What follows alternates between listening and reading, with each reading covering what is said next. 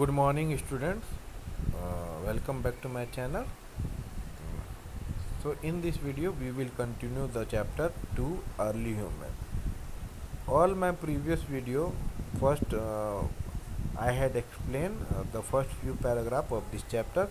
Those students who have not watched it, just visit my channel and you will get all the video related to the subject. So now let's get started from our previous video we had discussed stone age, and it divided into four parts: paleolithic, mesolithic, neolithic, and chalcolithic.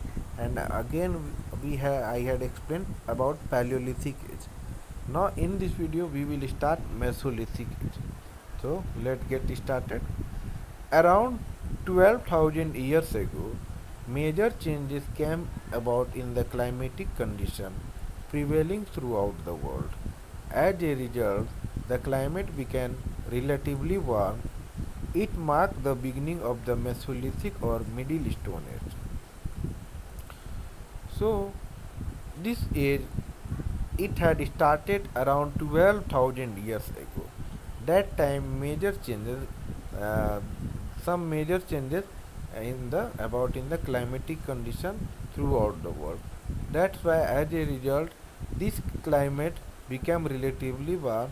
So, this age marked the beginning of the Mesolithic, or we can say Middle Stone Age. Mesolithic or Middle Stone had lasted for a comparatively short period of time. The warm climate led to an increase in the variety of plants and animals. Hunting and gathering food became easier. The condition of human survival became favorable. So, in Mesolithic age, the people of Mesolithic age, they were improving day by day. They were improving themselves day by day, because and also the climate became warmer day by day, and it had increased in the variety of plants and animals.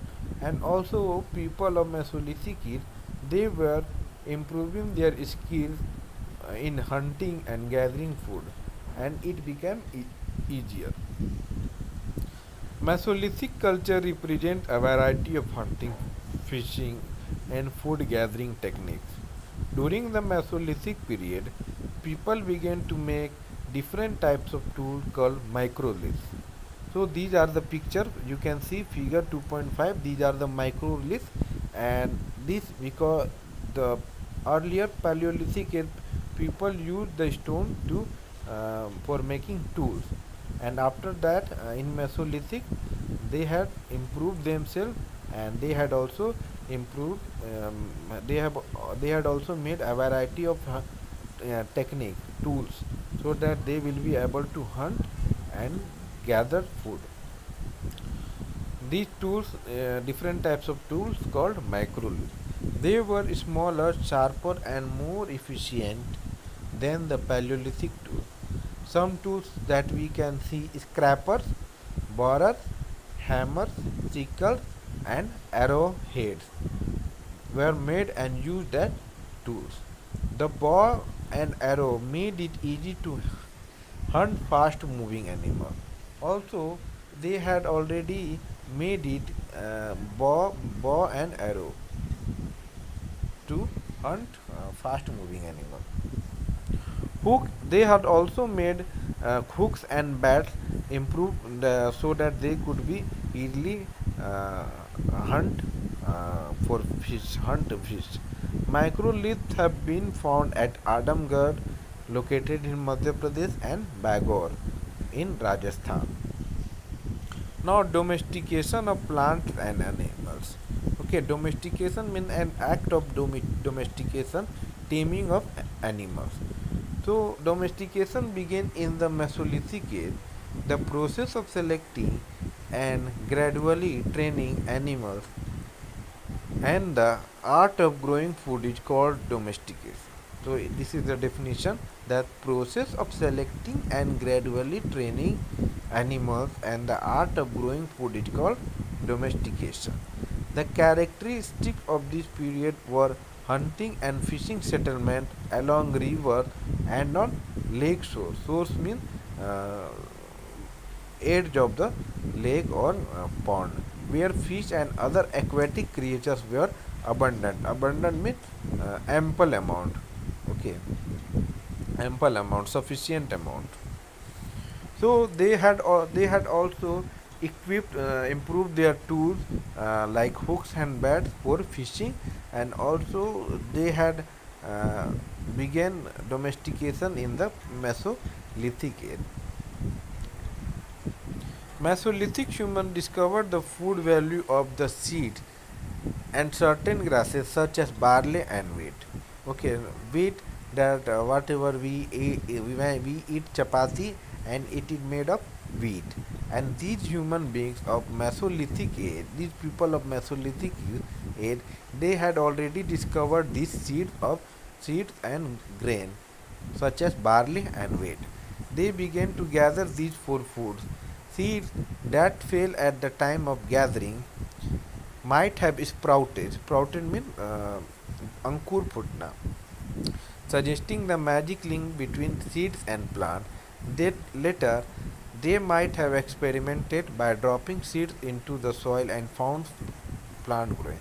So earlier they had already known about that. They had found discovered some food grains like wheat and barley, and their seeds they had sprouted in the soil, and after some time they found there were the plants already grown up.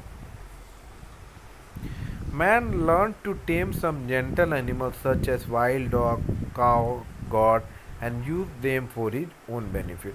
So these animals they had earlier they were wild animals. These animals were wild, but man learned to tame. Okay, learned to tame some gentle animals such wild dog, cow, goat. The first houses. In the Mesolithic age, man made their own primitive houses, which were usually built in river valley, because in this region there were plenty of water and fertile soil of growing crops. So in this age, people have made their own houses. The houses that that were located near the river, so that uh, they could easily get the water and also fertile soil for growing crops. Remains of human burials have been found some Mesolithic site. The dead were buried along with offerings such as food and ornament. Also, historians have been found some human burials in at some Mesolithic sites. Rock painting, precious remains of the past. One of the most important sources about the early humans are the rock painting of the Stone Age found around the world. At the rock shelters of Bhimbetka, located in Madhya Pradesh, more than 500 paintings by Paleolithic and Mesolithic humans have been found. These caves have been listed as a World Heritage Site by UNESCO. Also, uh, in India, a place named Bhimbetka located in Madhya Pradesh, we can found some rock painting in the cave. Okay, and there are more than 500 painting done by Paleolithic and Mesolithic humans.